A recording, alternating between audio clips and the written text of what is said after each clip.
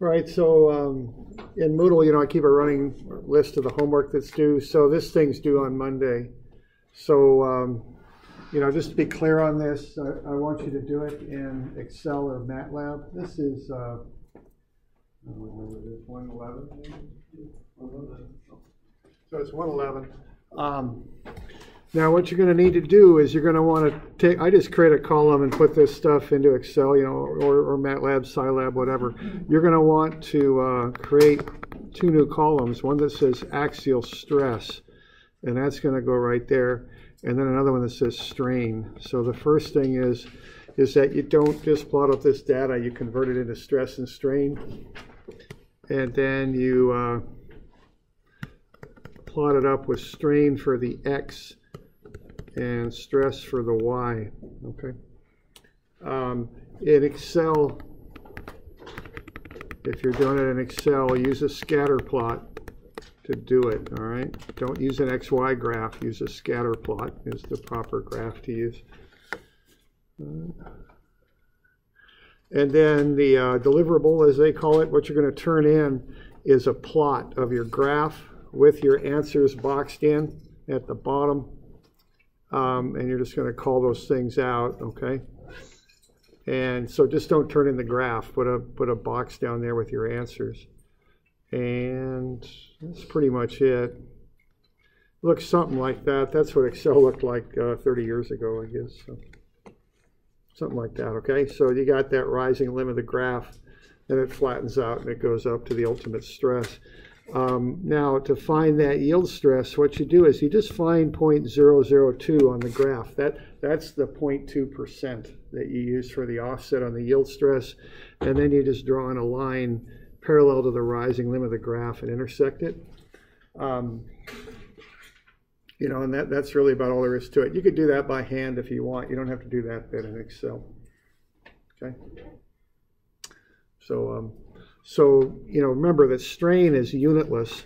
What strain is deformation over length. So a strain of 0.002 is the 0.2% offset that you would start at. Okay, so just start at 0.002 and draw a parallel line up and intersect your graph to find the yield stress. So we got any questions on that, or that graphing stuff we went over yesterday with the stress strain curve? Okay.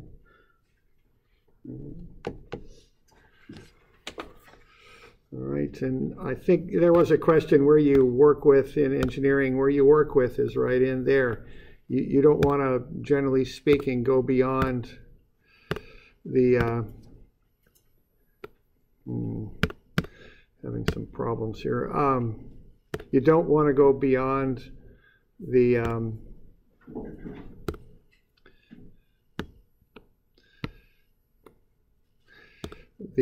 linear portion of the graph when you do engineering work. That can get you into some trouble, okay? Because what happens when you do that is you're, what's up here? Having some sort of trouble. It's just not coming in.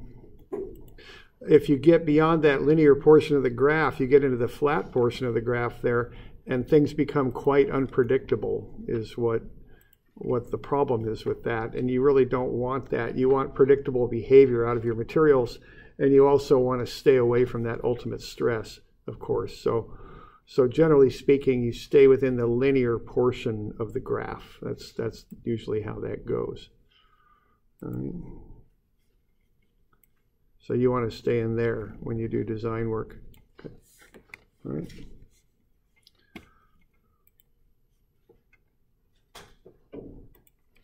All right, let's have a look at some stuff here with strain. Okay, so we looked at stress. We talked just a little bit about strain. Let's look at it in more detail now.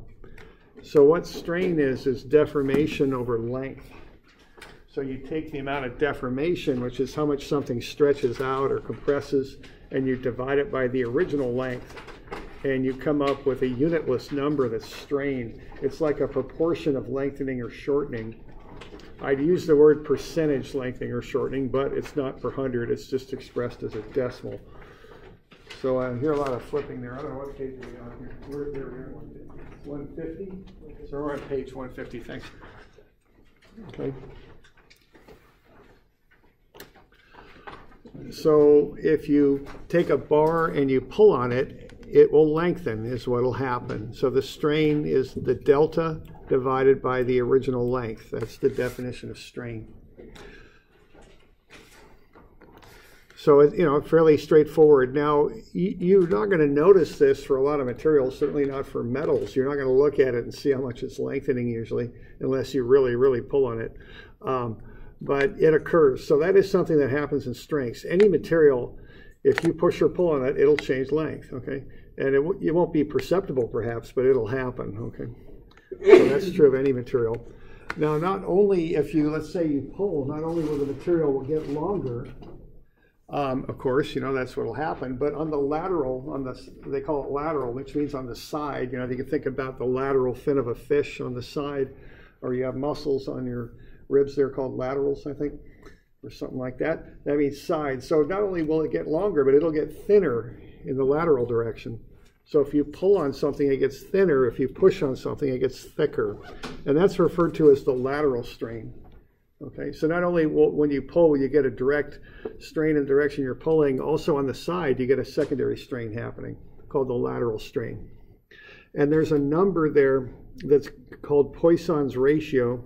Poisson was one of those kind of smart people back in the Age of Enlightenment that studied a lot of different things, and apparently this is one of them. So Poisson's ratio looks like a letter V if there's a strong wind coming there from the east and blowing it to the left there is what it kind of looks like. It's a Greek letter. I think it's Nu is the name of that Greek letter.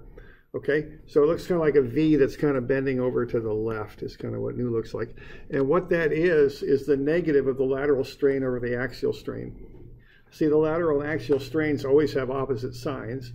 So they put a negative in there so that Poisson's ratio will account for that opposite sign thing and make it into a positive number. Okay, that's the reason the negative's there. So Poisson's ratio for metals is usually somewhere between 0.2 and 0.4. Looks like I forgot a less than sign in there. I don't know, maybe I got it back in there on your copy. I'm not sure, but there should be one there. All right.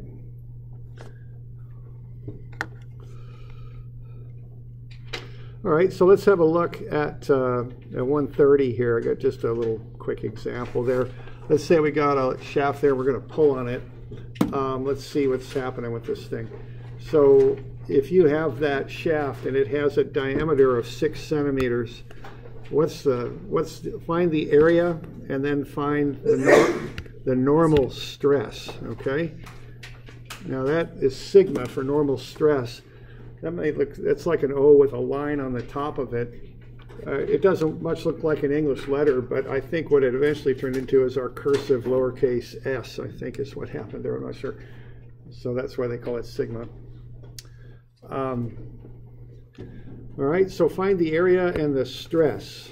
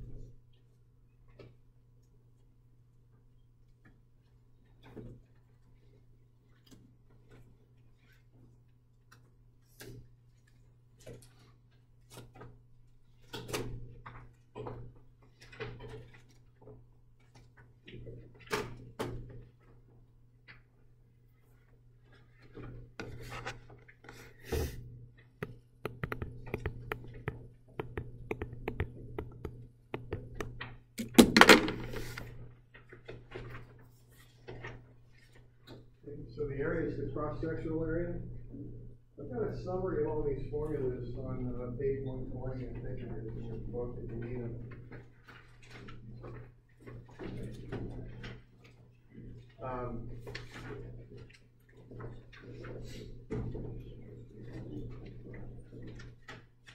Stress is like pressure, it's force divided by area.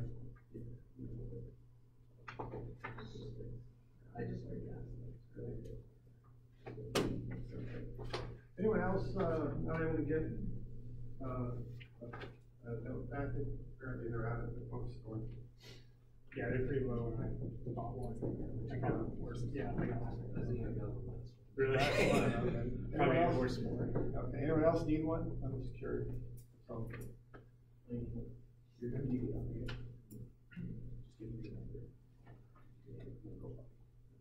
All right, so we're down 2? Yeah. Thanks.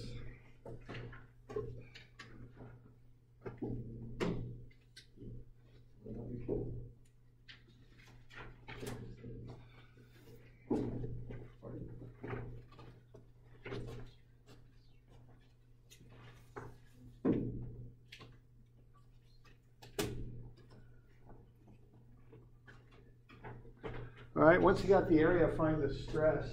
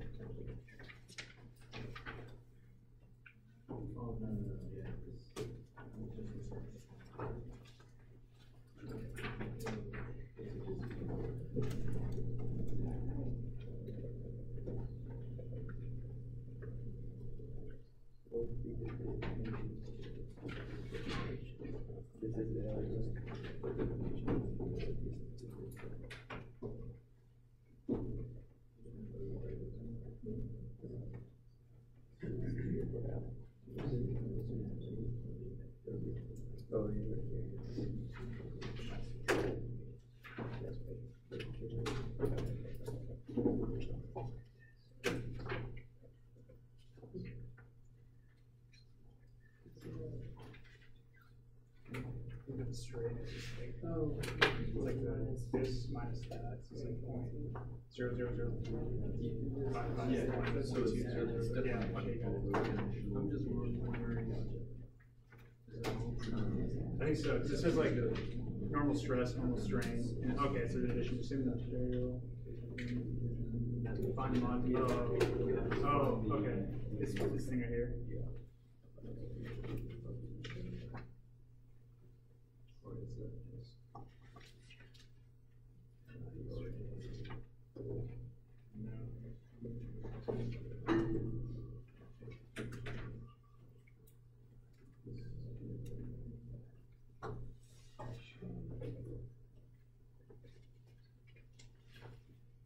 I'm not sure. I don't know if it's on this one.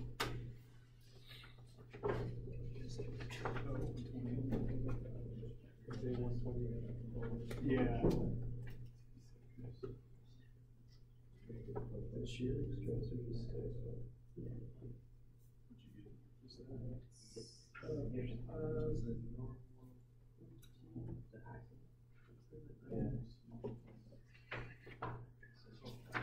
I think it's right here. So it's this, so we already found, you just divide basically those two numbers that you've already found. So you divide this over that, but I think for that, I got something different. I thought it was like, so you take like the actual, find out and then you divide by the actual area, you find this units here. Then you do, so this is right, and I think you just take that divided by this, and that would be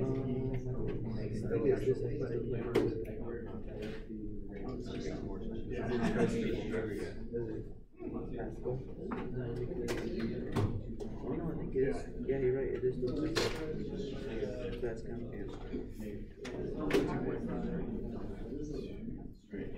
So this is right. This part.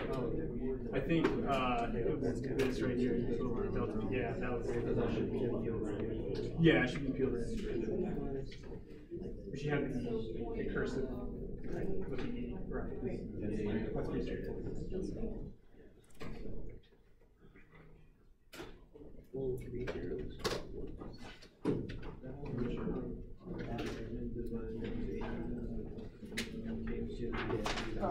Yeah, 80 divided by the IR squared. But I converted this, which looks like Okay, so did you get 28.3 megapascals, something like that?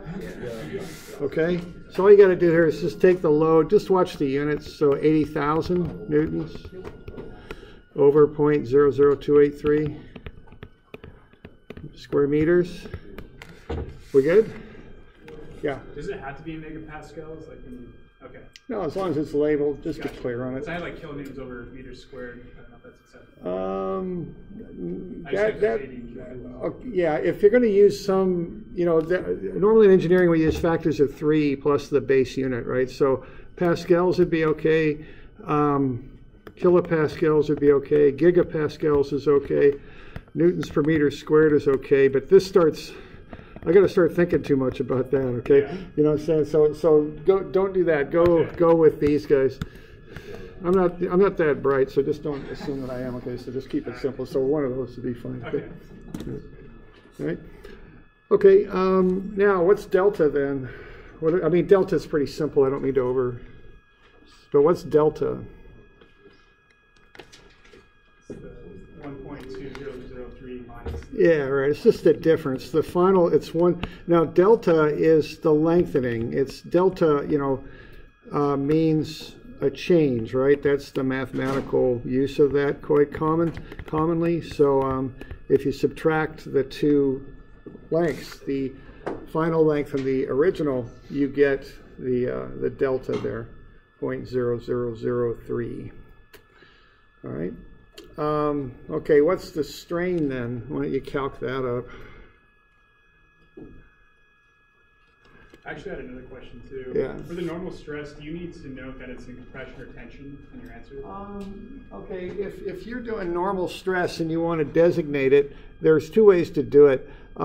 This I would quite often, I like to be unambiguous, so I would say T for tension. Yeah. Now, it's a positive number, so positive means tension. Compression should, if you just have a number and it's positive, it's assumed to be tension. Gotcha. If you want compression, either be sure you put a C next to it or put a negative out in front. With your actual answer.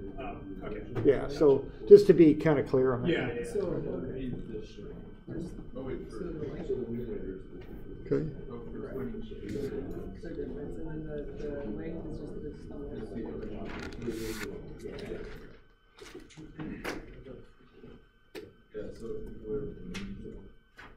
All right, so the strain, how do you calculate the strain?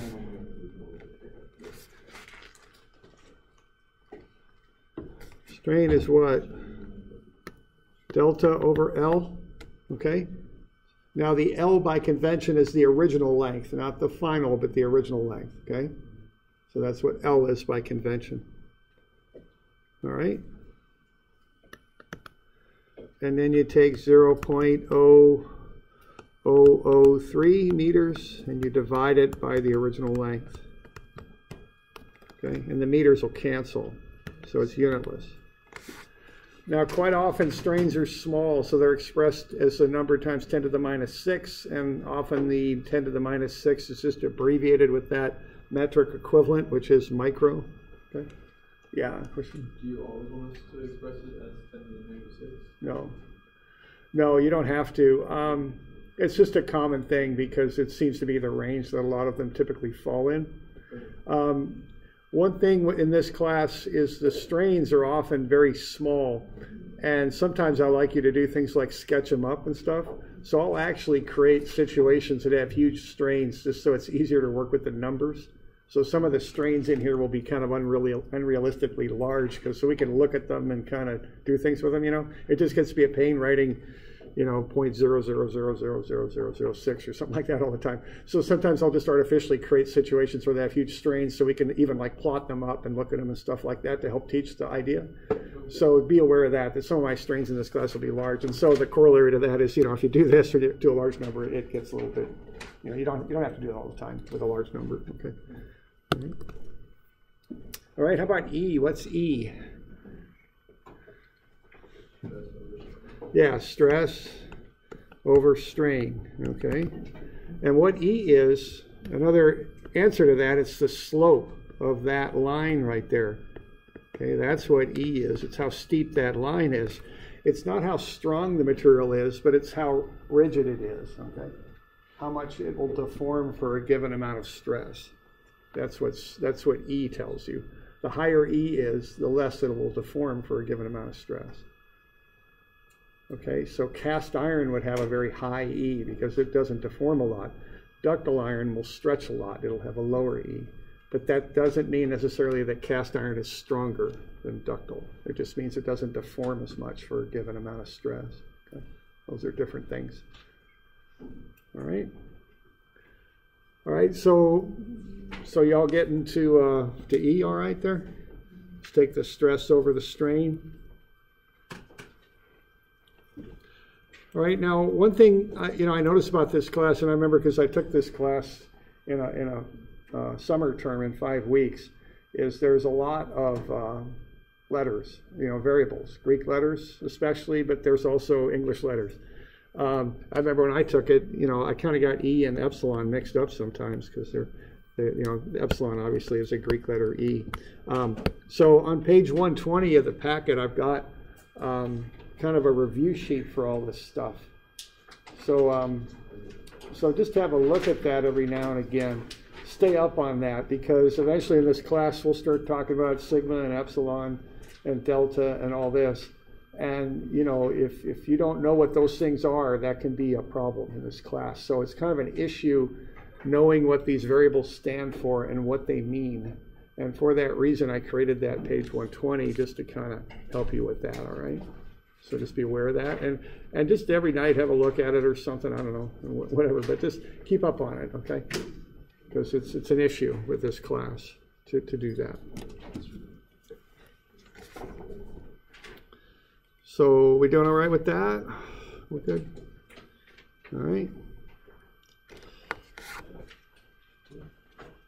And the thing I noticed about this stuff is none of these relationships are all that complicated. It's just that we have to put them together and understand them and understand how they fit together.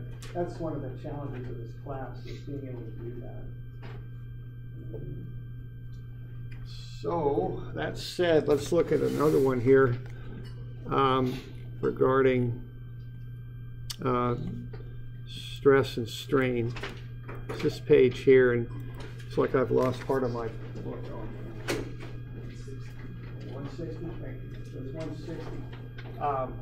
Okay, now it does sound like we're out of books at the bookstore. The bookstore just now ordered some more, so we'll get them there as quick as we can. If you don't have a book yet, you might have to wait a little bit for the bookstore. Keep in mind in Moodle, I've got the first pages of the notes or PDF there, as are the homework problems. So you can get to that stuff through Moodle for the beginning of the class until they get that book in if you don't have the book yet. Okay. All right. So let's have a look at this. Let's say that we're going to build a strain gauge here. Okay. This is a load cell. So we're going to put a strain gauge on a post.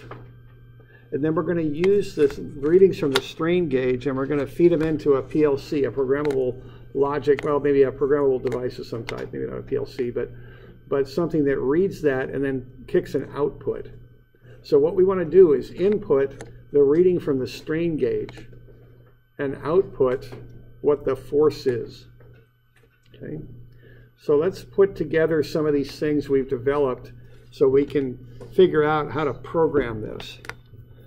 So what's going to come in here is D2, the diameter of this post. Because and D1 we know what the original diameter is. We also know the modulus of elasticity and Poisson's ratio. Those are things we know. What we want to find is what's the load. Okay. So that's what we're working with here.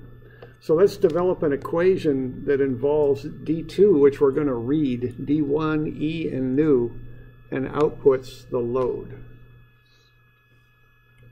Okay. So let's see if we can do that. Let's kind of put these relationships together and link them together. All right. So see what's going to happen here when we load this thing up is, of course, this thing will drop just a little bit, but not only will it drop, but it'll get a little bit wider, okay? Because when something's compressed, it also bulges out a bit. So that's going to get wider. So what's going to happen is this strain gauge is going to pick that up. It's going to know what that diameter is now as that thing bulges out. So that'll be a known, all right? All right, so let's kind of figure out how we would work through this. Let's start kind of work our way across the columns. So what we want to end up with is the load. That's where we want to end up. And what we've got is D2, D1, and the material properties. So how are we going to get from there to the load? What's the path to get there? And you know, whenever I'm doing this, you can start at either side and kind of work your way. You know, we want to kind of look at what we're going to do and working our way down, but if you know, you could also work your way up to figure out the process. So how could we do this using some of the things we've been working on here a little bit?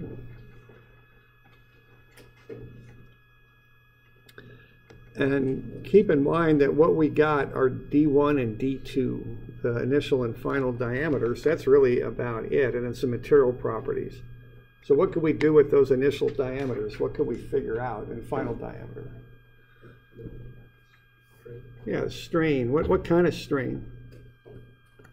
If they're diameters, we're pushing down, but we're getting the changing diameters. What kind of strain is it? We just went over that word. Yeah, lateral, okay?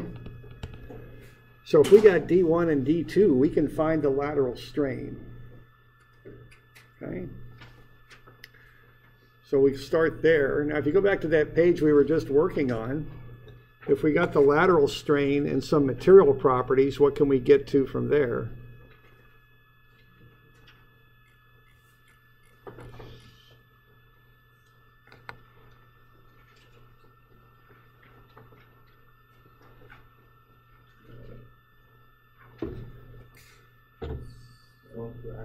There you go, yeah, axial strain, okay, which is more kind of a normal strain. Now, okay, now that's a variable, right?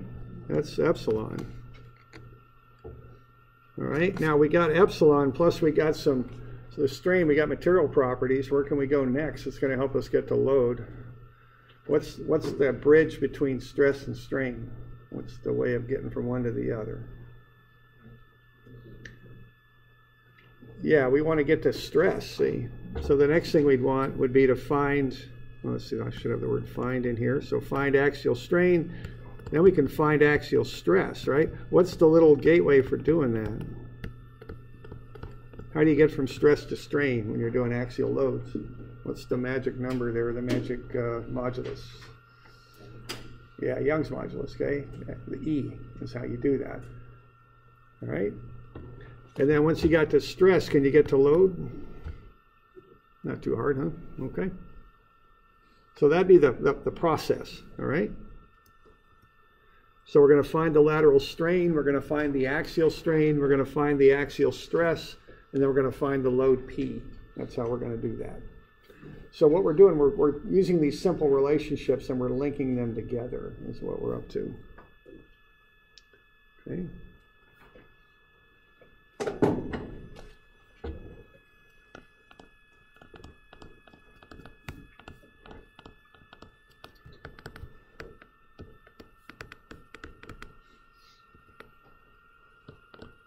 Okay, so that lateral strain is the difference in the diameters before and after the load divided by the original diameter is the convention on that.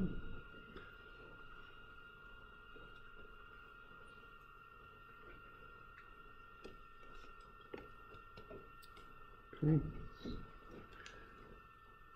Now, what's the equation where we can get the axial strain? We might have to rearrange it, but what's the equation, the fundamental equation we would use to get that done?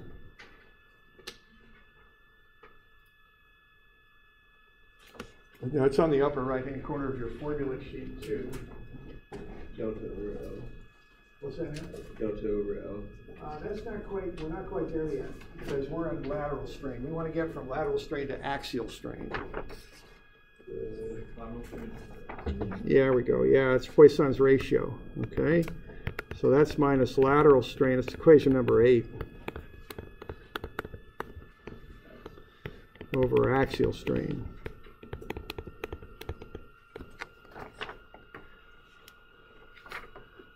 All right. And then if we got the axial strain, what's the equation to get the axial stress?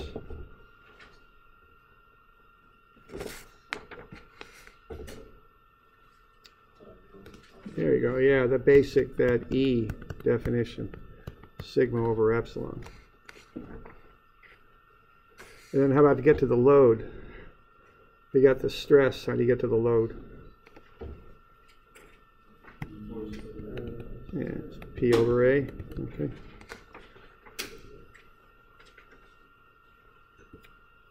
All right. So what we're doing there, we're finding the lateral strain. We can use Poisson's ratio, which is the Greek letter nu, to get to axial strain from there. Then we can use Young's modulus to get from axial strain to stress. And then we can use the area to get from the axial stress to the load. That's the steps. That's how this stuff all links together. And this is actually done. You know, that's one way to make a load cell. I've seen a demonstration, a video once about something called a lysimeter. It measures the moisture content of soil. And they actually build this big box and fill it with soil and plants. And then they put load cells under it to measure the weight. And they look at the change of the weight of this big block of soil, and from that they figure out how much water's come in and out. Okay, so you know these are actually devices that are used. All right, we're good. Yeah, of course.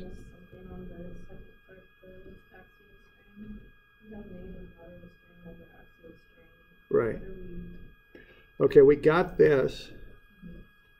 And this is a material property that we were given for what we made the post, so we can solve for the third. We haven't got it arranged in the proper form yet. But yeah, right. Okay. Yeah, because we know material properties, E and nu are given. Oh, I see that. Yeah, okay. Yeah, sure. Okay. All right. And then we just have to rearrange everything. Okay, so lateral strain is D2 minus D1 over D1. Axial strain is epsilon, which is negative lateral strain over nu. The stress is E times epsilon. Keep those two straight. They both look like E's, but E is the modulus. That's the English letter. Epsilon is the Greek letter, and that's the strain. Okay, so there's a good example of why you want to be able to keep this stuff straight and look at it often to kind of get that figured out. And then the last one we solve. That last equation for the load, P is sigma times A. All right, so I'm just kind of working through this, you know. I know when we're programming, we all just like to get on there and start typing, but this is actually a bit of a flow chart to kind of help us work through it. Okay.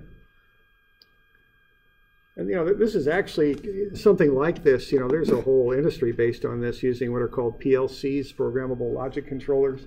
And they take a reading and then they send a signal out, an output of some type. So a good example would be you put a load cell under a water tank, you weigh the water tank and do some calculations to figure how much water is in the tank. And then when the amount of water drops below a certain level, you've got a PLC that sends a signal to a pump to turn it on to fill up the tank, you know, something like that. Okay. And this is, you know, it used to be you had a person turn on the pump, or you had a person shut the valve, or whatever. Now this is all automated, you know, with these PLCs. And there's a whole industry around controlling, automating plants with these devices, so they run themselves. That's very common in like the water industry, you know, the city water systems that deliver water to your house. Used to be there's people running all around the plant doing things, turning valves and doing this and that. Now they're in a control room watching computer outputs, seeing what their chemical feeds are and what their water levels are and all that. Okay. All right, so what I'm doing there in that right column is just kind of plugging in stuff now. So instead of just using this equation, lateral strain, I'm putting in the value for lateral strain. My goal is just to have the whole equation based on E, D1, D2, and nu. And then there's a constant of pi in there because I found an area. So, and I'm just kind of walking through that and canceling things as I go. So the lateral strain is D2 minus D1 over D1. So I take the negative of that, divide it by nu, but then I realize if I multiply that negative through, negative D2 minus D1 is D1 minus D2. Okay? And then that D1 goes to the numerator, the bottom of the equation. And then I multiply that by E, and then I multiply it by the area. Notice I use D1 for the area. That's the convention on this stuff. Use the original measurements. So pi times D1 squared over 4, that's the area. And then I've got a D1 on the bottom and 1 and 2 on the top, so I cancel some of the D1s there. So I end up with that final equation for the load. So that's what you would put in that logic device. Is the load is E times pi times D1 minus D2 times D1 over 4 nu. Okay. So if you're measuring D2 and you already know D1, E, nu, and pi, you can calculate the load. See? All right.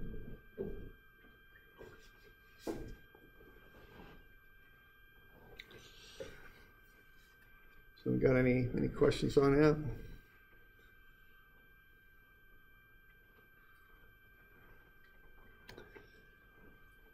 So that's just an example of running some of these relationships together.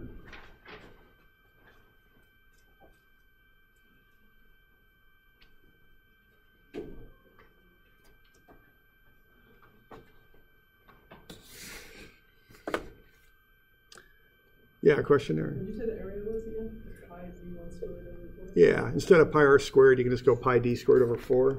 Because r is d over 2, and you square the 2 and get the 4. Okay.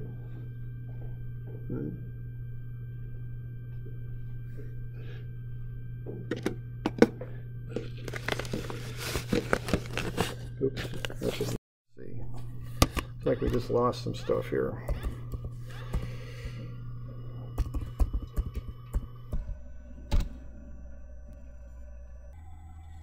Still recording? Okay, that's good. All right, so we're good? All right, so let's say we know that E is 30 times 10 to the 9 Newton per meter squared. Nu is 0.4. D1 is exactly 2 centimeters. And D2 is 2.01 centimeters. What's the load? You just plug in and run the numbers and see what comes out.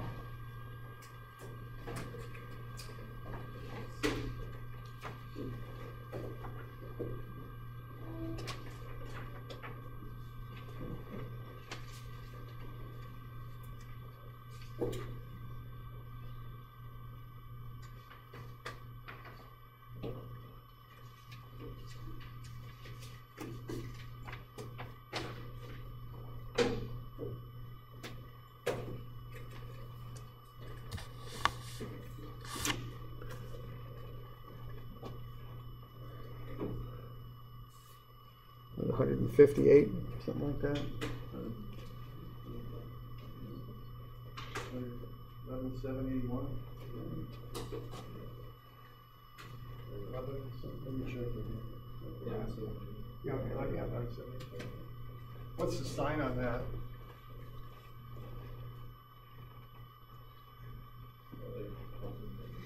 Yeah. Well, what would it come out to be? Yeah, remember you got D1 minus D2, not the other way around. Yeah, it's negative. What does the negative sign mean on that number? Compression. Yeah, it doesn't mean down, it means compression. Okay, just to kind of clarify. Down is compression on this one, but that means compression. Okay, because it's compressive load, it's pushing down. Okay. And so the shaft, or whatever you want to call it, bulges out. So that negative there tells you that's compressive load. All right.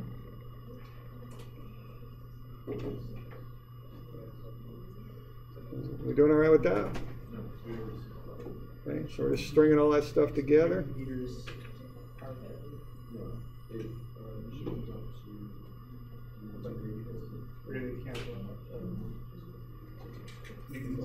Yeah, square.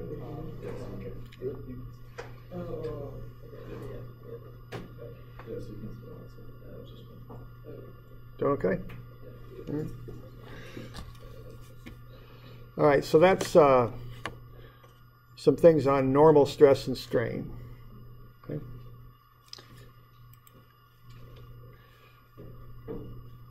Now, the other thing we got is we got shear as well, all right? And that's another thing that we can deal with here. Let's see.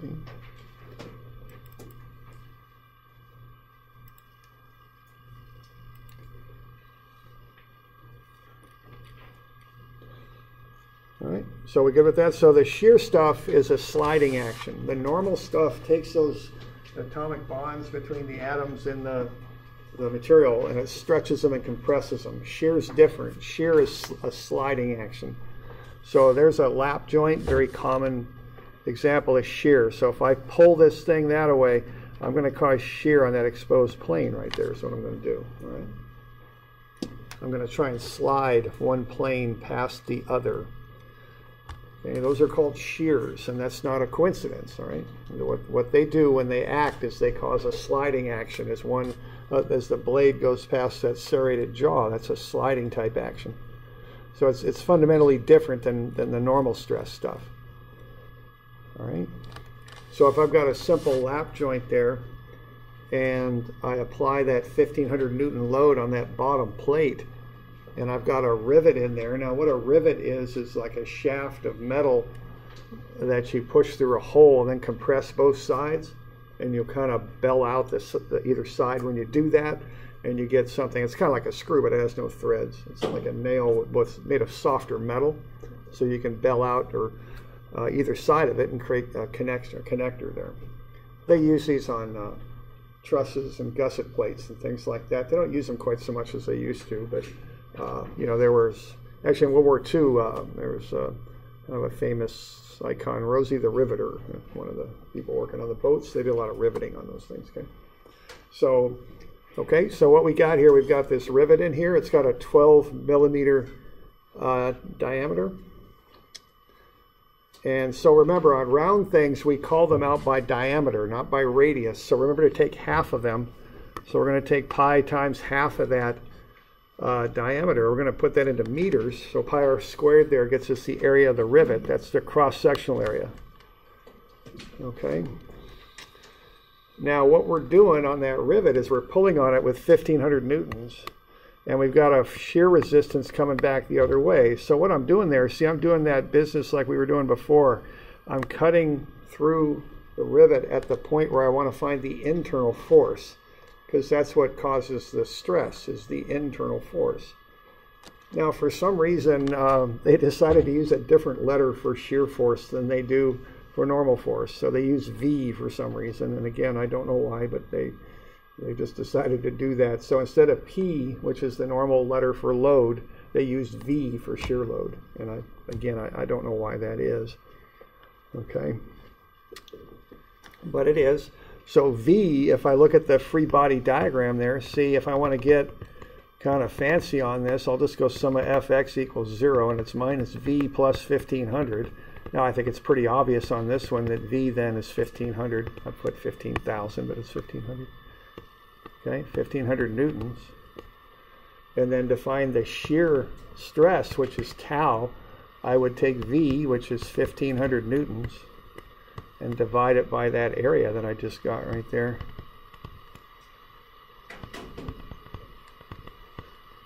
.0001131 meters squared, and that'll get me the shear stress, okay?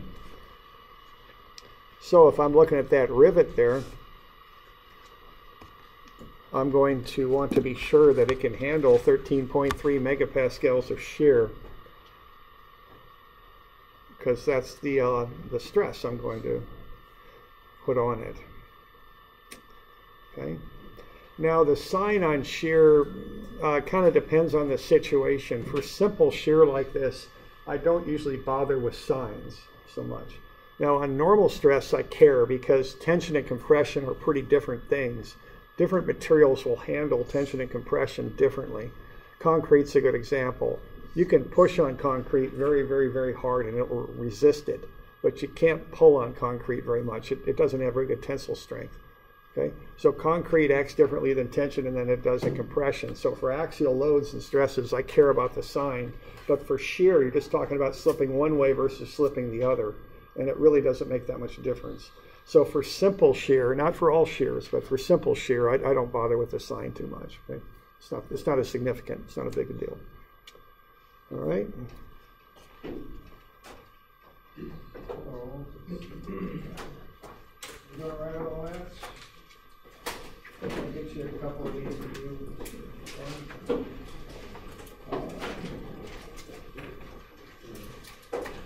122 and 131. So these will be due Monday also. So we also have 111. And so those are due Monday. We'll cover them on Friday tomorrow if you got questions on them. Okay? And 111, 122, 120, 131. Due Monday. Is that the 8th, I think? 16, yeah, I think it is. Okay? Okay, so they should be getting that book in the bookstore here pretty quick, I think, because we're printing it off today. So hopefully that'll get taken care of in short order. Maybe you go on Moodle if you need for the notes until they have it.